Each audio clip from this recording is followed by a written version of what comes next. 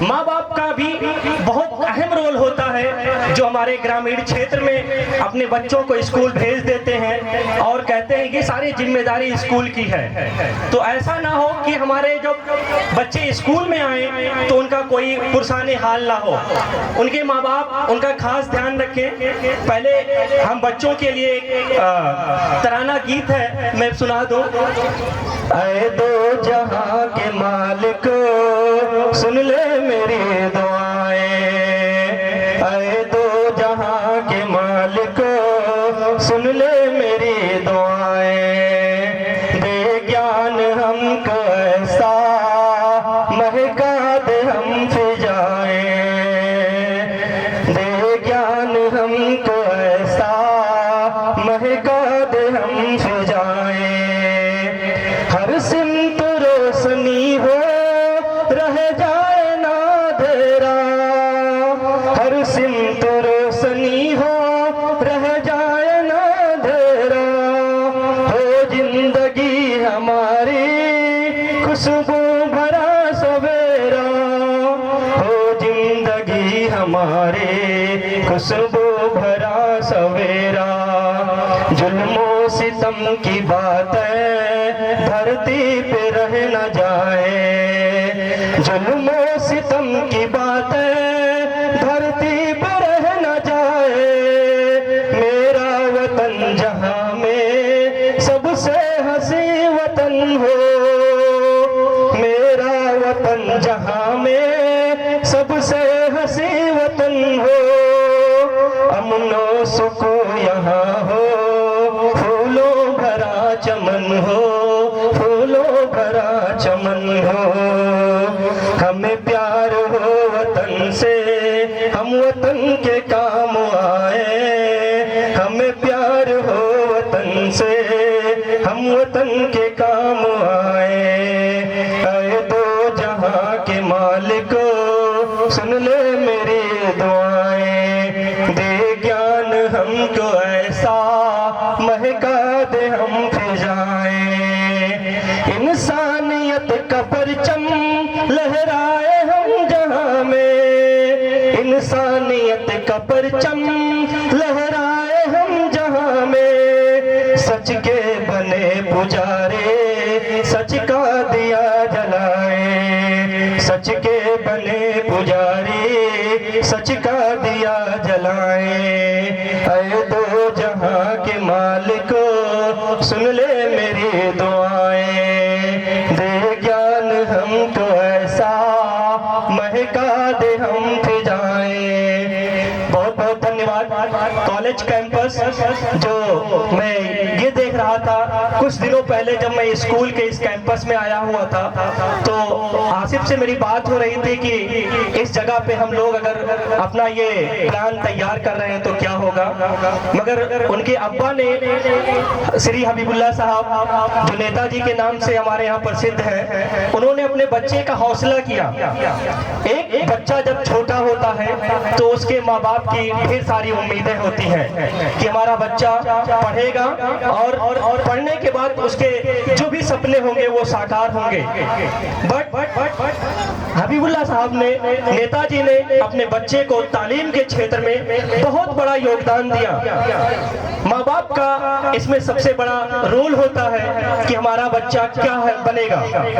जैसे एक कुम्हार होता है, वो क्या करता है, मिट्टी को जिस तरीके का आकार चाहता है वो आकार दे देता है, बर्तन बना देता है, उसकी नुमाइश बना देता है। तो ऐसे ही आरिफ ने जब स्कूल की यहाँ शुरुआत की तो ये होता है कि कभी कभी माँ बाप डिमोटिवेट करते हमारे बच्चे को कि वहाँ बनाने से क्या होगा, इसका प्रॉफिट क्या होगा। प्रॉफिट और लॉस उन्होंने नहीं सोचा, उन्होंने ये सोचा कि हमारे स्कूल में अगर 10 बच्चे पढ़ेंगे तो शायद कोई इंजीनियर, कोई डॉक्टर, कोई कुछ बनेगा। तो जिस दिन स्कूल की तरफ निगाह उठा के देखेगा वो कितना भी काबिल बन जाए, बट जिस दिन वो गांव की तरफ आएगा तो वो कहेगा हमारा यही स्कूल है, हमने यहीं से अपनी प्रारंभिक शिक्षा हासिल की है। तो जो सबसे बुनियादी एजुकेशन होती है, जो हमारा सबसे पहला स्कूल होता है, उसको हम ताउम्र नहीं भूल सकते। वो कोई भी हो, वो कहीं बड़ा डॉक्टर बन जाए, इंजीनियर बन जाए, जहाज उड़ाने वाला बन जाए, बट वो कभी अपनी जो प्राइमरी शिक्षा जहाँ से होती है, घर का स्कूल होता है, वो कभी नहीं भूलता। तो स्कूल जब यहाँ पे नींव डाली गई तो इसको हम लोग बहुत मंथन किए। तो मंथन ये हुआ कि हमारे यहाँ एजुकेशन की बड़ी कमी है, तो उनके अब्बा ने उनको कहीं बाहर कमाने के लिए नहीं भेजा। ये होता है जब बड़ा बच्चा हो जाता है, उसके ऊपर ढेर सारी जिम्मेदारियां होती हैं। माँ बाप ये सोचते हैं कि बच्चा जाए कहीं पीओपी का काम करे, कहीं पेंटिंग का काम करे, कहीं कारपेंटर का काम करे। सबके ये होती है कि बाहर जाके कहीं मुंबई, कहीं अलग शहर में सऊदी दुबई जाए, वो कमा के लाए। मगर उनके अब्बा ने ये नहीं सोचा। उन्होंने सोचा हमारा बच्चा पढ़ा है तो हमारे ही गांव के बच्चों को, हमारे आसपास के लोगों को पढ़ाने का काम करेगा।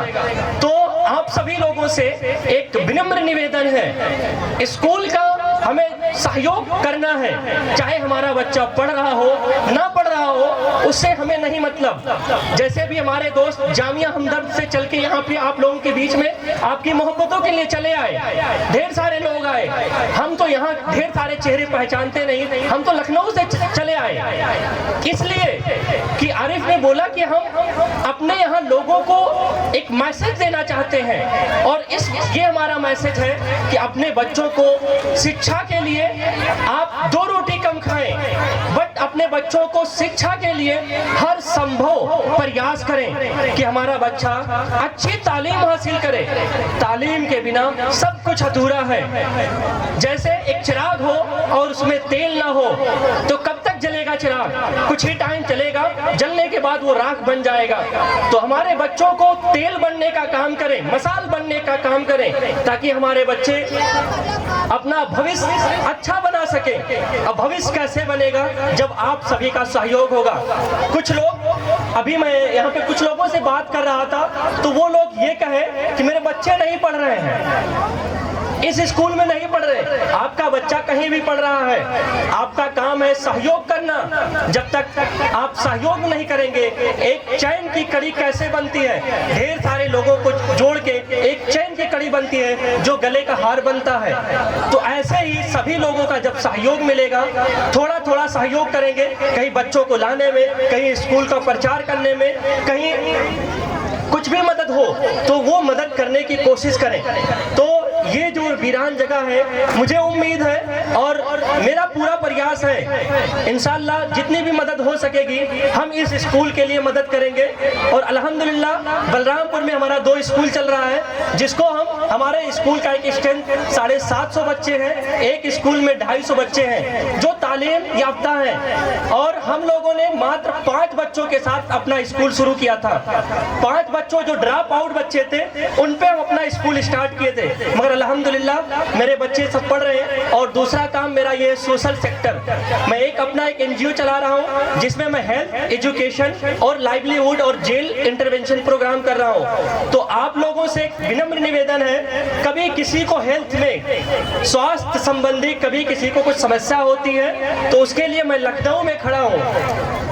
कभी किसी को कुछ भी दिक्कत हो, इसलिए कि आप हमारे घर के हैं और ये आरिफ से जुड़ने का ये जो काम है उससे हम उनकी और मदद करेंगे। वैसे मदद तो सबकी करते हैं, मगर जो अपने करीबी होते हैं उनका और हम मदद करते हैं। तो हमारे जो बच्चे हैं, हमारे जो टीचर्स हैं, आप लोग जो आए हैं, एक बार मैं सबका दिल से, तहे दिल से शुक्रिया अदा करता हूँ कि आप लोग अपना कीमती वक्त निकाल के आए। उम्मीद है कि अगले साल जो प्रोग्राम होगा इंशाअल्लाह हम लोग बहुत ऊंचाई वाला प्रोग्राम करेंगे। ये बहुत कम समय में इतना हम लोग ने तैयारी की है। तो एक बार पूरे कॉलेज कैंपस के लिए और हमारे टीचर्स के लिए और खुद के लिए जोरदार ताली लगा दे। ताली में कोई कंजूसी नहीं। बहुत बहुत धन्यवाद। मंच संचालन हमारे दोस्त इमरान भाई बहुत सपोर्ट किए, मैं इमरान भाई का दिल से शुक्रिया अदा करता हूँ। आइए इमरान भाई, आपका माइक इंतजार कर रहा है। बहुत बहुत शुक्रिया जनाब शहजाद अहमद जी, बहुत बहुत आभार व्यक्त करते हैं हम आपका। अब बिना किसी देरी के, क्योंकि समय को मद्देनजर रखते हुए हम लोग कड़ी से कड़ी मिलाकर के कार्यक्रम की रूपरेखा को आगे बढ़ाएंगे। अब मैं मंच पर आमंत्रित करना चाहूंगा एक शानदार हिंदी भाषण के लिए राबिया को। कृपया जल्दी से आप मंच पर आ जाइए और बिना किसी देरी के हम लोग अब कार्यक्रम को बहुत तेजी से आगे बढ़ाते हैं। हमारे सभी मेहमानों का हम इस्तकबाल कर चुके हैं, खैर मकदम कर चुके हैं, स्वागत अभिनंदन कर चुके हैं और अब बारी है एक शानदार स्पीच सुनने की राबिया के द्वारा।